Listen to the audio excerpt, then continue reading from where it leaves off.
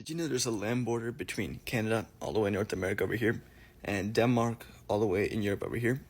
So today I'll be exploring how this border got created and a bit of Danish history. So around the year 700 AD, the Vikings began exploring islands in the North Atlantic, including the Faroe Islands and Iceland.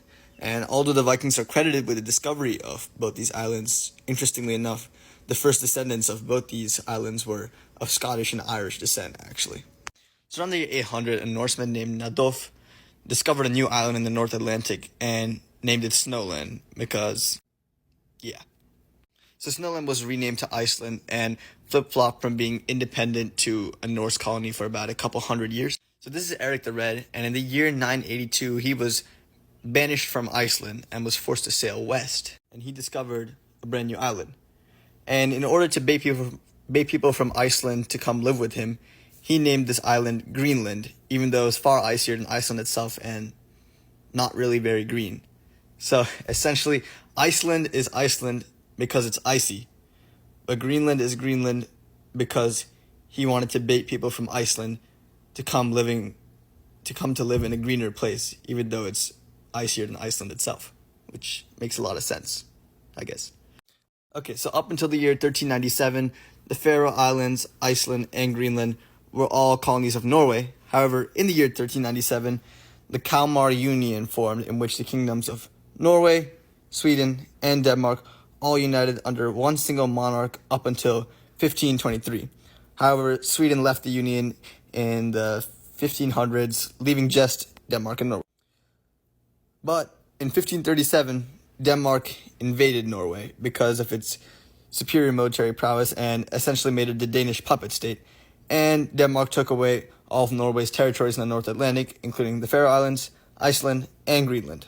Much later in 1814, Denmark was under threat of an invasion from Sweden.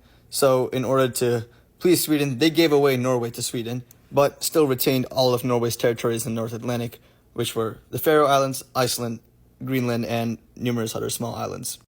In 1944, Iceland gained independence from Denmark, but Greenland and the Faroe Islands became counties of Denmark, which are similar to states. But shortly later, in 1979, Greenland became an autonomous territory, in which they basically have self-rule and can pretty much leave Denmark at any time with a simple popular vote.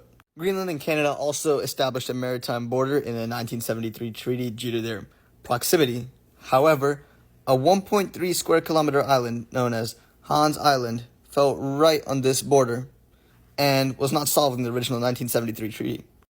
In 1983, Canada came to search this island for oil, and the Danish were outraged. Denmark, enraged, came to the island, placed their flag, a sign that says "Welcome to Denmark," and a bottle of Danish schnapps. The Canadians responded by planting their own flag, a sign that says "Welcome to Canada," and a bottle of rye whiskey. This process repeated for decades on end, and it became known as the Whiskey War. Just a bit more than 2 years ago, on June 11th of 2022, neither side had wanted to give up this island, so they decided on a new land border that would essentially divide Hans Island, causing Canada and Greenland to have a land border. And it was only about 1,280 meters long. However, since Greenland is still a Danish territory, this is actually an international border between two nations from separate continents. Well, if you enjoyed this video, please be sure to like, subscribe, turn on notifications, and I'll be talking more about weird borders and other interesting geographical facts. Thank you.